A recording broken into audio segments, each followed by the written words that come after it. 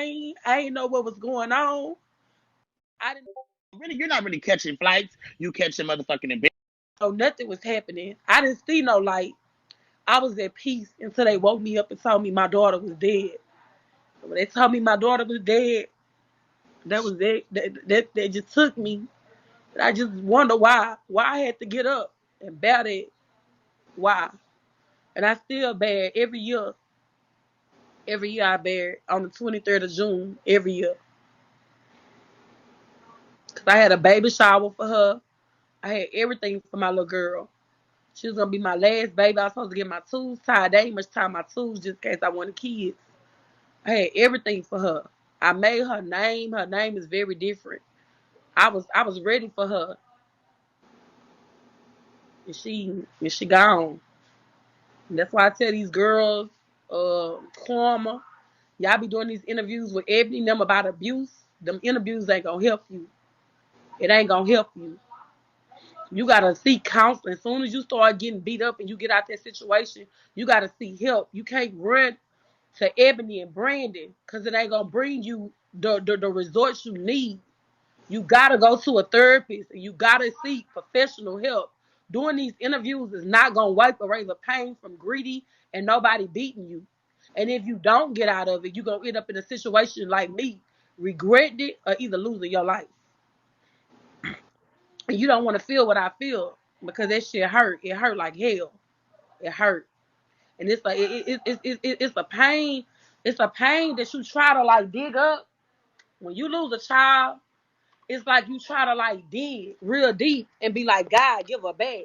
And you try to dig so deep, hoping you can just bring it back. Just hoping it's hope. Like just give her back to me. Just come on, God, just give her back. Like you be talking to the walls, like God, make it happen. Give me my baby back. But when you realize once they gone, it ain't no coming back. You gotta really deal with that shit, and that shit drive you crazy. Realizing it ain't no coming back. So I took grief therapy, counseling, Me too. all of it to make me try Me to too. deal with death. It don't But help. now it makes me hard to the point where if somebody die, I won't go to a funeral or nothing. And I Me either. told people, I think if my mama died, I wouldn't even much go to her funeral. And I told her that, so she did this. She set herself up with MacDuff and it's paid for to a certain limit because she know I told her, I said, Mama, if you die, I can't pick out your casket. I can't drop you in no ground. I can't pick out no flowers. I can't do it. I said, I really can't afford to lose you. I want my mama to hang on until my kids graduate. I can't say that about the rest. I'm selfish. I want my mama to stay until every last one of them suckers graduate. Then I'll be fair if she's sick and let her go. I don't want to let my mama go until all my kids finish school. You know the sad thing about life though, we don't have control over some things. I know what it's like to go to the doctor, go out with a baby and come back without one. I know that feeling, and it's an emptiness that people really could never understand unless they've been through it. And some people are so insensitive. You guys say anything to each other. That's why some people say I scroll by your rooms and I don't stay. I don't stay because some of y'all trouble my spirit. Because I hear y'all talk about people dead children. I hear y'all talk about people dead parents. And some motherfuckers on here have made me so mad that I found myself saying the same things. So I had to remove myself and take a step back because you don't want pain to change you, Ashley. That's what I'm trying to tell you as an old bitch. You don't want pain to change you because you'll meet the right person who's ready for you and looking for you. And you'll be so busy being in pain that you won't be able to see it and You see me? recognize. I'm gonna be real. I don't think it's Mhm. nobody for me. It's like everybody meet me and they learn that I have like bipolar, and they learn me and they play on me. Everybody that claim they love me, they want to be with me, they know a way to pick at me without the world seeing that they pick at me.